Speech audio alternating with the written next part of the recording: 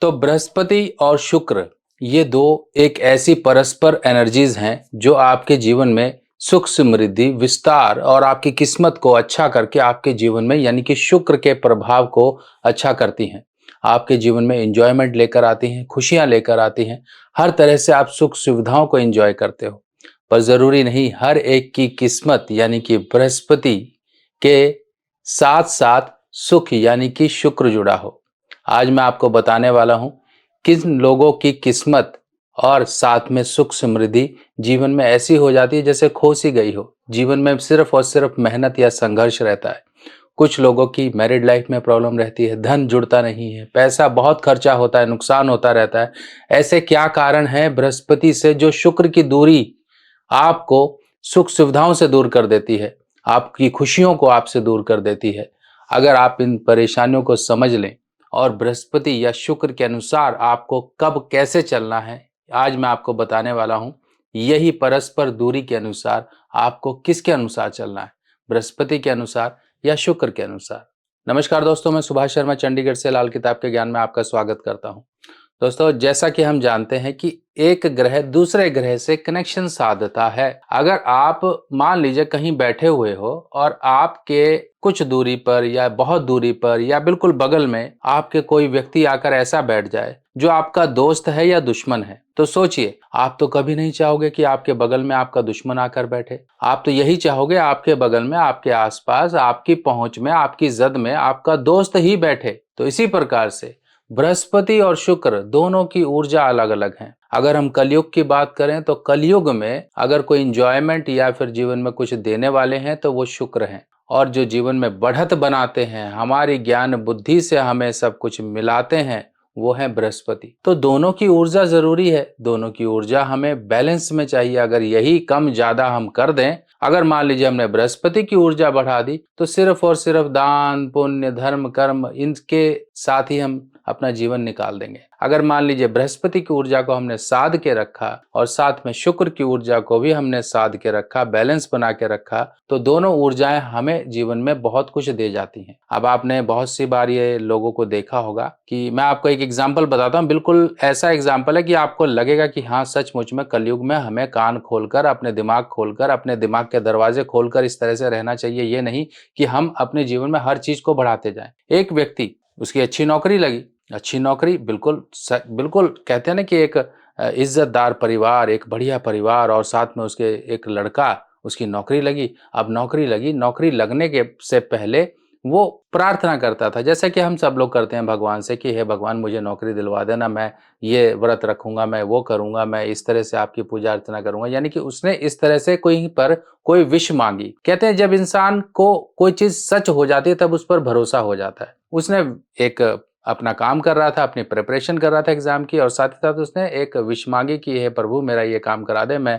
तेरा जीवन भर मैं पूजा आराधना करूंगा। इस तरह से उसने प्रार्थना करी। अब भाई नौकरी लग भी गई। नौकरी लग गई, फिर उसे विश्वास हो गया कि सचमुच में यार मैंने इन देवता से जो है मांगा और मुझे मिल गया। अब भाई उसका क्या हुआ, उसने शादी हो गई, सब कुछ हो गया। कुछ दिनों बाद उसको धार्मिक प्रवृत्ति बढ़ना शुरू हो गई। अब परेशानी क्या थी? परेशानी ये थी, उस लड़के की कुंडली में 7वें घर में बृहस्पति बैठे थे, यानी कि जुपिटर। ये 7वां घर है, देखिए यहाँ पर जुपिटर बैठे हुए हैं। अब यहाँ पर आप थोड़ा समझ लो क्या है। ये जुपिटर बैठे हुए हैं शुक्र के घर में, और शुक्र के घर में बैठे हुए हैं बृहस्पति। अब यहाँ पर ये क्या करेंगे? अब कुछ दिनों बाद क्या हुआ आप खुद ही समझ जाओगे। कुछ दिनों बाद दोनों की मैरिड लाइफ में खटपट वगैरह ये सब कुछ शुरू हो गई, और खटपट इतनी बढ़ी कि भाई किसी तरह से कहते हैं कि कोर्ट के दरवाजे तक चले गए, फिर वहां से वापस आ गए। और वापस आए, ये सब कुछ इस दौरान हुआ क्या, कुंडली दिखाई गई। जब उसकी कुंडली देखी गई तो उसे ये बताया गया कि तेरे घर में 7वें घर में बृहस्पति है भाई साहब। अगर आप बेटा इस तरह के काम करोगे, क्योंकि वो छोटी उम्र का ही था, अभी बच्चा ही है, एक तरह से नई नई शादी हुई है, कि अगर तुम इस तरह से काम करोगे तो तुम जीवन में मैरिड लाइफ के सुख तो दूर की बात है, आप धन के सुख भी नहीं झेल पाओगे, नहीं एंजॉय कर पाओगे। क्यों?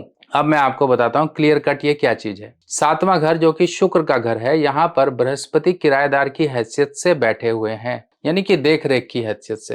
जैसे घर में बड़े बुजुर्ग होते हैं ना कि भाई वो सिर्फ देख रेख करते हैं, इंटरफेयर ज्यादा नहीं करते हैं। कई घर के ऐसे लोग होते हैं, समझदार बुजुर्ग हो जाते हैं, जब वो नहीं इंटरफेयर करते, वो कहते हैं ठीक है बच्चों की जिंदगी है, जैसा जीना चाहते हैं जिए। इस तरह की बातें आपने सुनी होगी। अब इस तरह से सातवें घर में बैठे हुए हैं बृहस्पति, यानी कि सातवां घर आपकी मैरिड लाइफ का है। और यहाँ पर उस व्यक्ति ने, उस लड़के ने क्या किया कि भाई शुक्र के फलों को थोड़ा सा दबने शुरू हो जाते हैं जब वो बृहस्पति के फल उठाना शुरू कर दिया। उसने धार्मिक होना शुरू कर दिया, घर में मंदिर लाके रख लिया, चोटी वाला मंदिर रख लिया, मूर्तियां लाके रख ली। इस तरह से पूजा पाठ में अब वो इतना ज्यादा लिप्त हो गया कि भाई उसने शुक्र के फल को दबाना शुरू कर दिया। अब दबने शुरू हो गए तो परेशानी आनी शुरू हो गई, यानी कि मैरिड लाइफ की तरफ से, जीवन साथी की तरफ से इसके लिए परेशानी आनी शुरू हो गई, यानी कि नौकरी जाते जाते बची। बस इतना समझ लीजिए।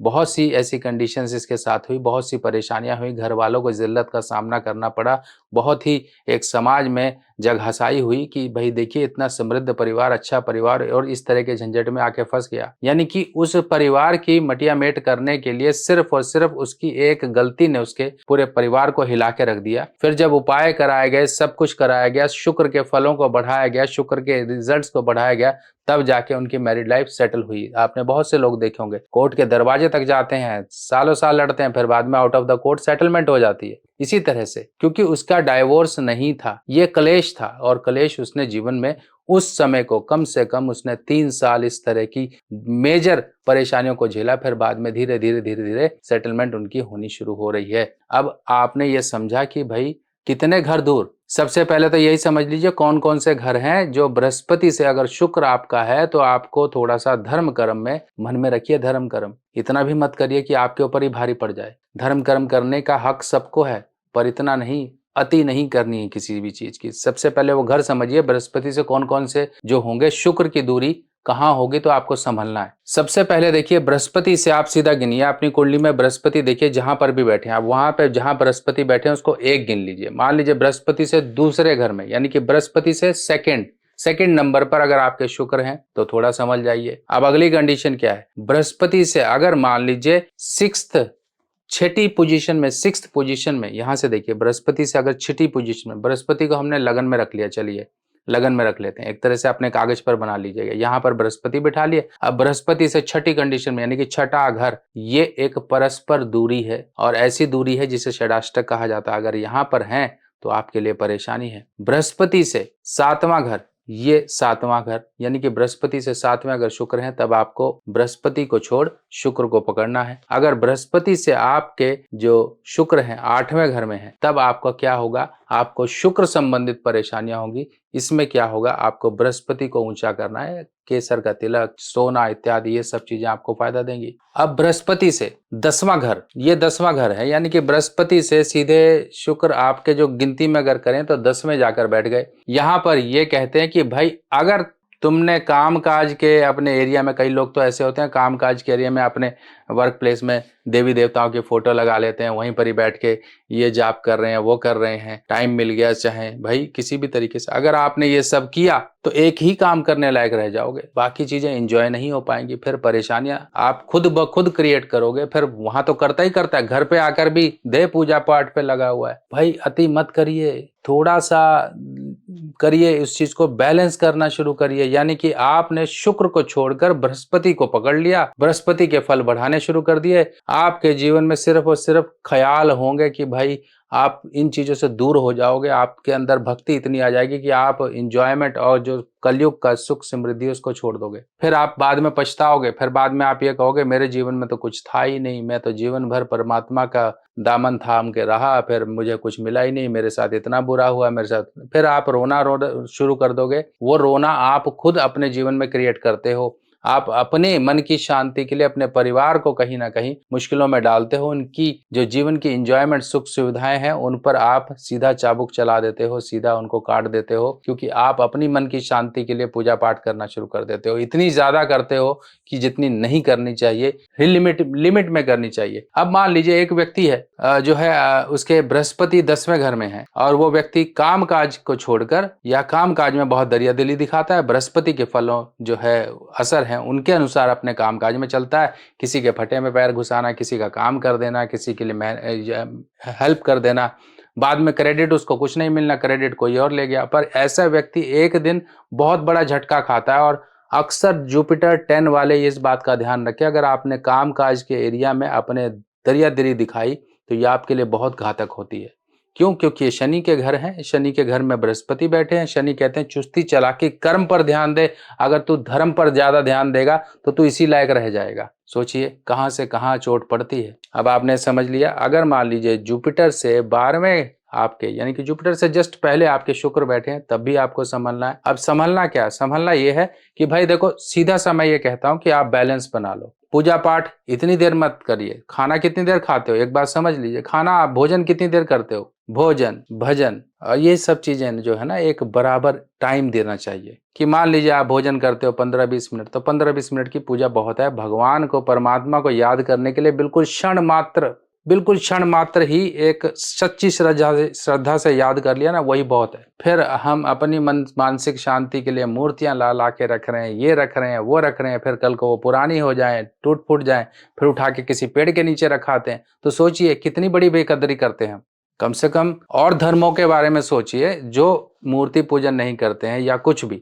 अब साधु संत महात्माओं को देखिए, वो क्या मूर्ति लेके चलते हैं अपने साथ? नहीं चलते ना। वो तो सिर्फ ध्यान करते हैं, परमात्मा का ध्यान से जोड़ लेते हैं। बस यही है उनकी सबसे बड़ी शक्ति। और हम अपने जो गृहस्थ लोग हैं ला के पूरा सजाते हैं, फिर बाद में जब पुराना हो जाता है तो ऐसे ही दर बदर छोड़कर आ जाते हैं। सोचिए गलती कितनी बड़ी करते हैं। इस गलती को सुधारिए। देखिए आपका शुक्र अच्छा होना शुरू। अब शुक्र को अच्छा करना है, कैसे करना है? अक्सर मैं कहता हूं शुक्र को अच्छा करने का सीधा सा तरीका है, मेरे सामने ही रखा रहता है, मैं भी लगाता रहता हूं, आप भी लगाइए।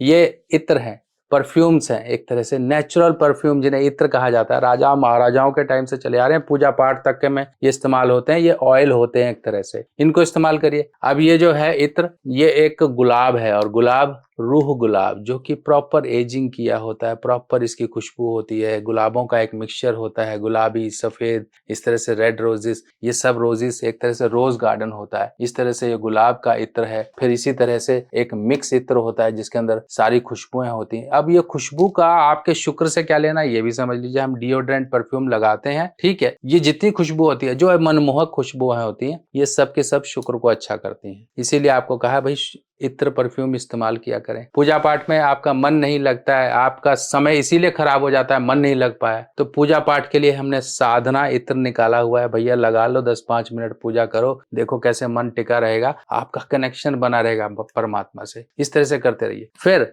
आपको अपने जीवन साथी का मान सम्मान करना, उसके लिए भी वो क्षण समय निकालने हैं, उसकी भी इमोशनल फीलिंग्स की आपको केयर करनी है। अगर नहीं करोगे तो शुक्र का उपाय कैसे हो जाएगा? सिर्फ ये जो है भौतिक दुनिया, बाहरी दुनिया को सब कुछ सही करने से नहीं हो जाएगा। अपने पर्सनल इमीडिएट कांटेक्ट आपका आपके जीवन साथी से।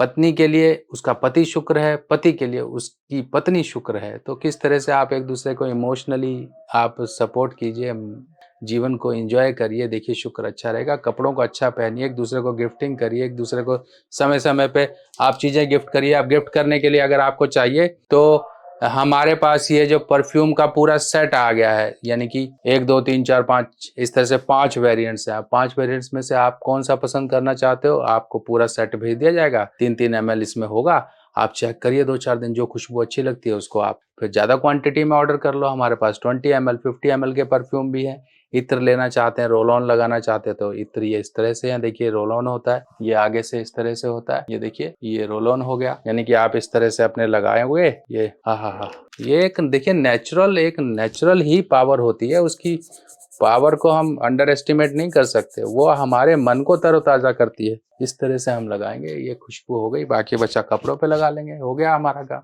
बस महकते रहिए और खुशबू मन से आप खुश रहिए।